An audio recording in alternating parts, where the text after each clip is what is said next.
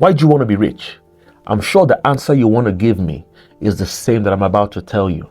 Not that I can read your mind, but because I've asked many people this same question and the answer seems to be the same, regardless of whoever is answering the question. And the question, or the answer to the question, is that I want to be financially free. In other words, I want to be able to afford the lifestyle that I want. I want to give my family the best possible experience in life. And so for that reason, to be able to buy whatever I want, to go wherever I want and however I want it. But what if I told you that financial freedom is not an enough ambition for you to be rich or to be wealthy?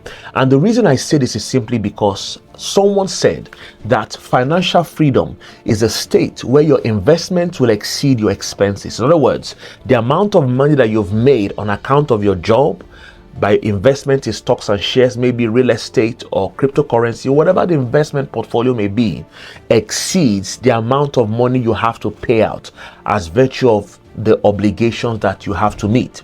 So you understand that financial freedom, to actually attain this point, is where you're able to address a key fundamental issue. And that fundamental issue is your emotional or your behavior towards money.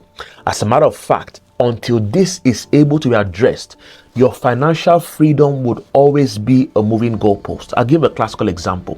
For someone who earns £1,000, your outgoing is £200. But you realize that at some point in time, your expenditure would have to increase. And if your income doesn't exceed, or your investment doesn't exceed your expenses, you're not technically financially free. But if you're able to address the behavioral tendencies or your reaction towards money, then you are on the path to financial freedom.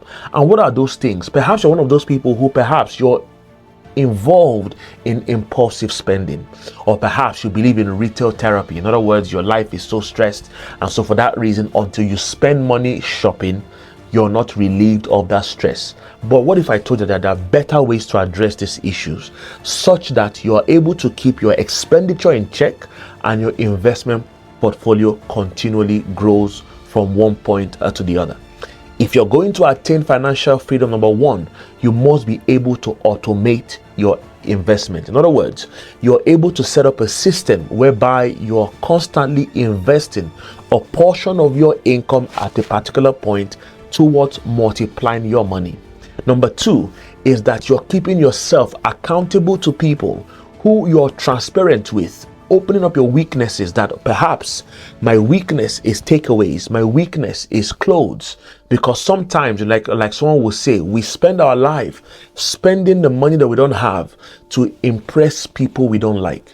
But you understand that if you're going to be financially free, you must be able to curb these behavioral tendencies.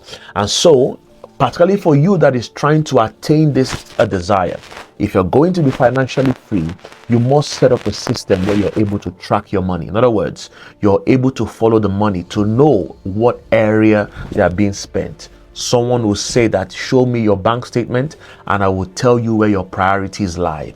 If your priority lies towards your growth and your personal development, then there is a need for you to be able to manage your money, because by virtue of putting these systems in place, you are able to accomplish financial freedom and your life is better off for it. So until next time, keep being the best of you and God bless you.